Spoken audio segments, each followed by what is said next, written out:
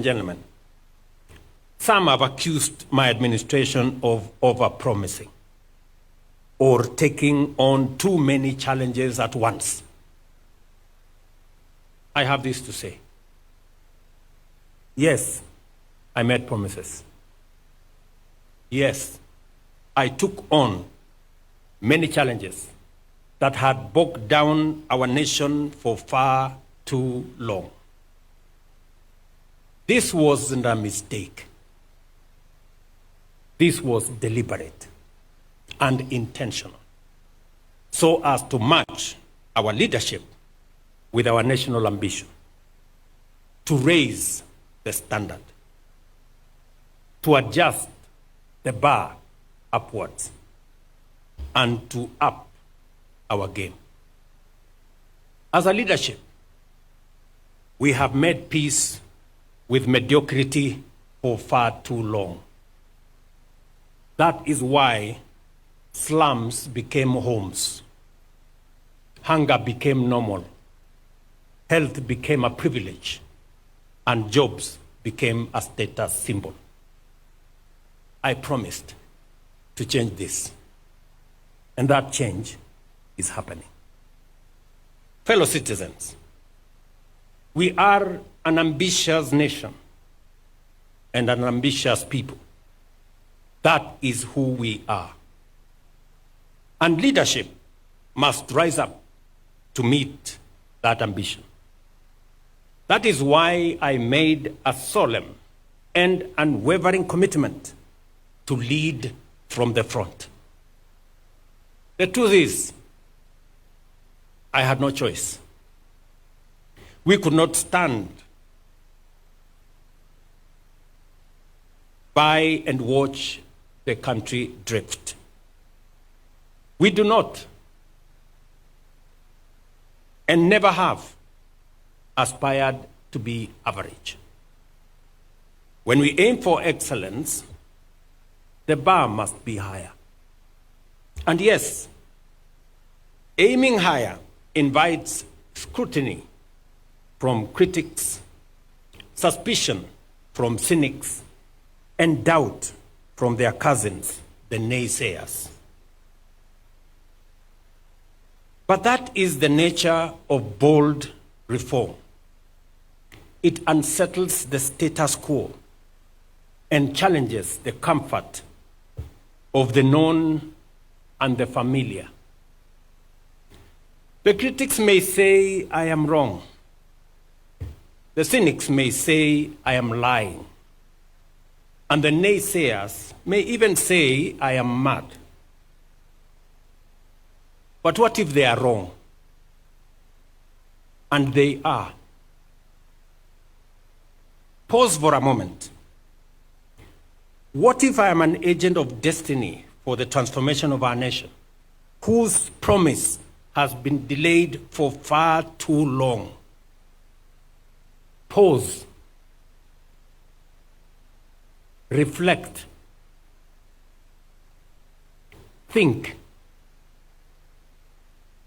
Give me a chance and judge me fairly when the time comes.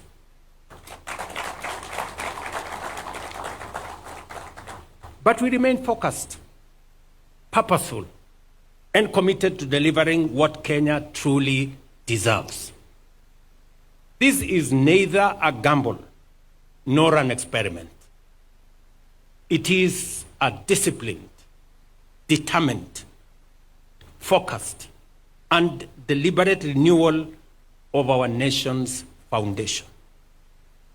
Even the most hardened, die-in-the-wool doubting Thomases will soon see a country reborn, a Kenya that dared to dream big, push harder, and break free from the chains of mediocrity. To paraphrase the Irish playwright and critic George Bernard Shaw, and I quote, "Some people see things as they are, and they ask why. We dream of things that never were and ask, why not?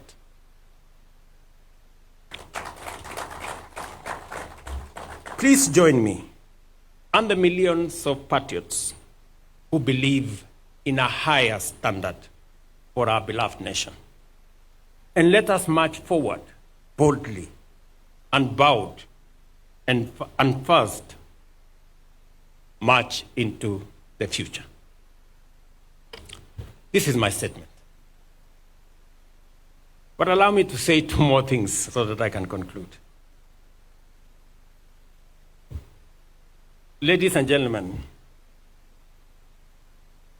we have a great nation. We have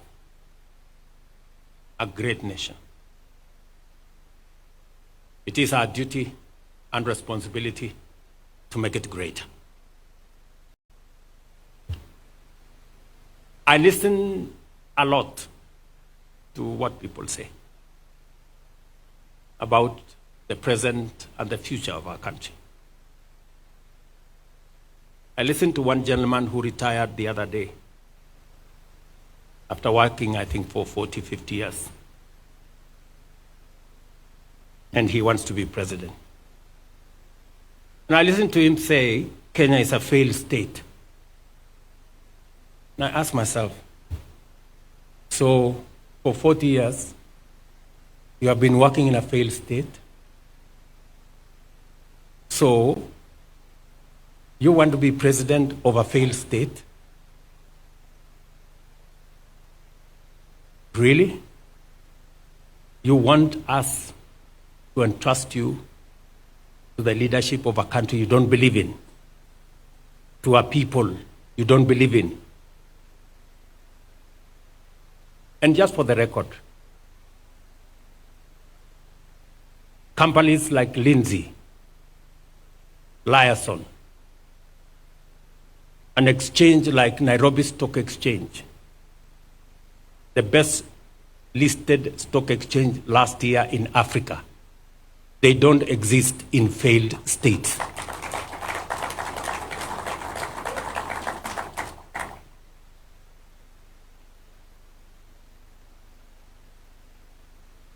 I listened to another group of friends and Kenyans, brothers and sisters, who say Ruto must go. And for sure, just like those who were there before me, my time will come and I will go. Just like those who were there before me did. But respectfully, sirs, madams, let me ask you.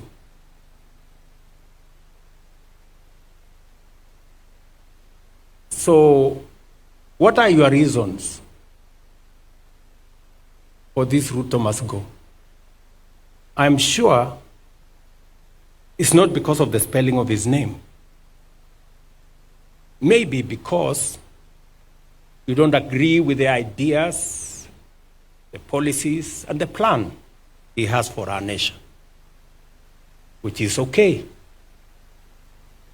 But please, would you kindly favor us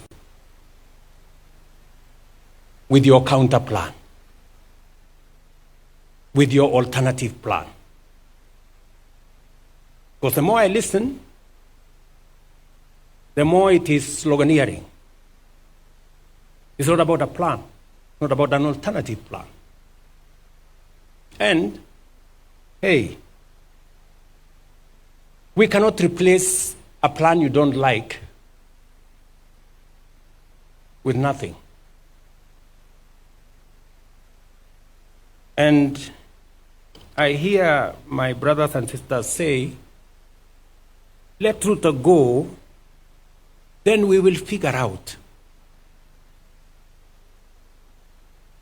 And we will tell you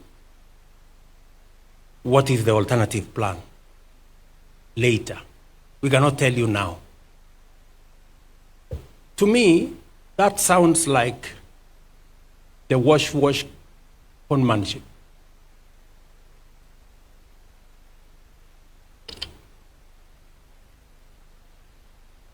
Because if you seriously have a plan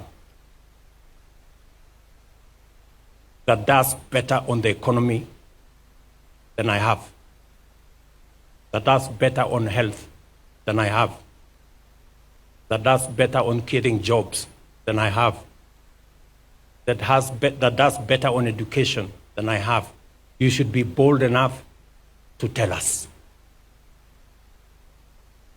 One term, Kasongo, Ruto must go, is not enough.